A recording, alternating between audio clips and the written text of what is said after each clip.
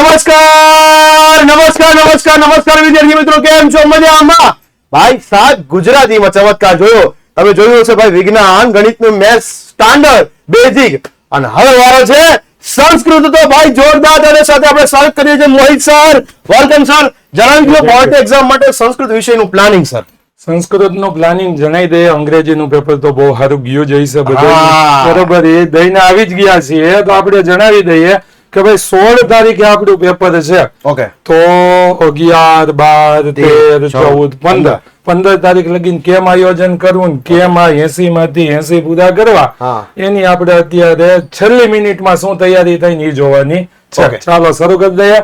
તો સૌથી પહેલા આજે એટલે કે 11 તારીખે મહારિવિઝનમાં સાંજે 9 વાગે, જેની અંદર શું છે, સેક્શન એ. સેક્શન એ એટલે ગદ્ય વિભાગ, એટલે જેટલા ગદ્યના પાઠ છે એમાંથી કેનું ભાષાંતર આવી શકે, કયા ભાષાંતર અઘરા પડે એનું આપણે રિવિઝન કેમ રીતના થઈ શકે, કેવા પ્રશ્ન આવી શકે, કેવા MCQ આવી શકે, કે ગદ્યાર્થ ગ્રહણ ટૂંકનો બધી જ વસ્તુનું આજે રાતે 9 વાગ્યાના લેક્ચરમાં આપણે રિવિઝન કરવાનું. સેક્શન એ આવી જશે. સેક્શન એની ઉપાધિ ગઈ. પછી આગળ જોઈએ તો 12 તારીખે બપોરે 1 વાગે આપણે શરૂ કરશું સેક્શન બી, પદ્ય વિભાગની અંદર કેનું ભાષાંતર આવે છે, બરોબર. ખાસ 3જો અને 16મો પાઠ છે એનું ભાષાંતર દર વખતે પૂછાય છે, તો એને ખાસ મુદ્દાથી સમજશું. એની સાથે સાથે અર્થ વિસ્તારના જો પ્રશ્ન હોય તો એ પદ્યનો જ અર્થ વિસ્તાર પૂછાય છે, બરોબર. તો એને સમજશું. શ્લોક પૂરતી 7 શ્લોક છે, કઈ સરળતાથી યાદ રહે એ પણ આપણે આ લેક્ચરમાં જોશું. પછી છે સાંજે 9 વાગે એટલે આવતીકાલે 12 તારીખે સાંજે 9 કલાકે છે IMP ઓબ્જેક્ટિવ હેતુલક્ષી. વિભાગ એ, વિભાગ બી, વિભાગ સી ની અંદર વાક્ય કોણ બોલે એ કહેવાનું આવે તે, અને વિભાગ ઈ ની અંદર કર્તા અને કૃતિનું જોડકું આવે. આ બધા ઓબ્જેક્ટિવ ક્યાંથી નીકળી શકે ને કેમ તૈયાર થઈ શકે એ આપણે જોવાના છીએ.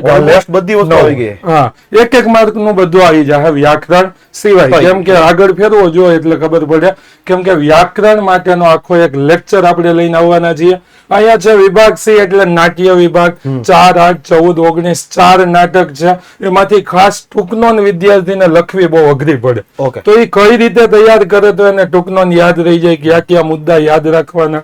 એમાં વાક્ય ગુજરાતીમાં આપ્યું હોય એનું સંસ્કૃત ટ્રાન્સલેટ કરવાનું, તો એ ક્યાંથી આવે છે બધું આપણે જોશું 13 તારીખે 1 કલાકના લેક્ચરમાં. પછી છે સાંજે 9 કલાકે, બરોબર છે, PYQ. અત્યાર લગીનમાં કેવા પ્રશ્ન આવવાના છે અને હવે કેવા પૂછા છે એની ચર્ચા આપણે રાત્રે 9 વાગ્યાના લેક્ચરમાં કરવાના છીએ, જેથી બોર્ડનો એને પ્રશ્ન ખબર પડી કે આ રીતે બોર્ડમાં પ્રશ્ન પૂછાય છે, આ રીતે આપણે તૈયારી કરવાની છે, અને એટલું લખીએ તો આમ માર્ક આપને મળી શકે. એનાથી આગળ 14 તારીખે 3 લેક્ચર છે. પેલા છે મહારિવિઝન વ્યાકરણ વિભાગ. આ ડી વિભાગ છે એટલે વ્યાકરણ વિભાગનું. આમાં સાથે સાથે આપણે વ્યાકરણના અમુક નિયમો હશે પ્રશ્નની સાથે, જે નિયમ લાગુ પડ્યો છે એ જોવું, સમાસના નિયમો જોવું, અને વ્યાકરણનું તમામ ટેન્શન આ 1 વાગ્યાના લેક્ચરમાં પતી જશે. પછી છે 5 વાગે સેક્શન ઈ, આની અંદર ઘટનાક્રમ અમારે પૂછાય કે કાળ કથન ક્રમમાં વાક્ય ગોઠવવાનું હોય, કોઈ પણ પાઠનું આપી દે તો કેમ એને યાદ રાખવું ને કેમ ગોઠવવું, બરોબર છે, એ જોશો. પછી ગદ્યાર્થ ગ્રહણ, જે 10માની ચોપડી સિવાય એટલે 11 કે 12મા ધોરણના ગદ્યને આપ્યું હોય, નીચે 5 પ્રશ્ન આપ્યા હોય તો એને કેમ સમજીને લખવું એ જોશું. બીજું એક આવે છે રેખાંકિત પદને શુદ્ધ કરીને ગદ્ય ખંડ ફરીથી લખવાનું, તો કયા નિયમથી ગદ્ય સુધરી શકે એ પણ જોવાના છીએ. અને અર્થ વિસ્તારના IMP આ 5 વાગ્યાના લેક્ચરમાં સેક્શન ઈમાં મળશે. અને પછી સાંજે 9 કલાકે છે મોડલ પેપર. આ પેપર માંથી ઓલમોસ્ટ 80-85% બેઠું વ્યાકરણ સાથે આવશે.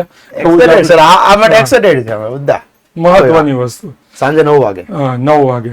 પછી રવિવારનો દિવસ છે 15 તારીખે, એટલે રાત્રે આપણે સીધા મળીશું ભવિષ્યવાણીના લેક્ચરમાં અને સૂર્યોદય. આ 2 લેક્ચર નું સાહેબ વધારે ચર્ચા કરવાની. લાખો વિદ્યાર્થીઓ જેની રાહ જોઈને બેઠા છે, અને ઓલું કહેવાય કે પેપર ક્રેક થવાનું છે ભાઈ સાહેબ. કારણ કે ગુજરાતીમાં જોઈ લીધું છે તમે, ગણિતમાં જોયું, વિજ્ઞાનમાં, અંગ્રેજીમાં જોયું.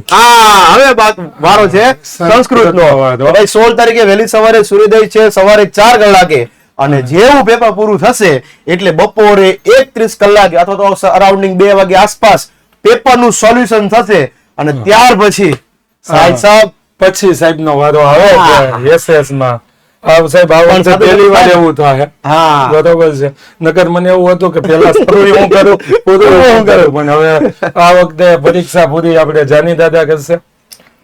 તો આ સાથે જ આપણે મળીએ છીએ આજે સાંજે 9 કલાકે ગદ્ય વિભાગના લેક્ચરમાં. અને સાથે સાથે સાહેબ એક વસ્તુ રહી ગઈ. હા સરસ મજાની સંસ્કૃતની અંદર તમને હેન્ડ રિટન નોટ્સ બનાવીને આપશે.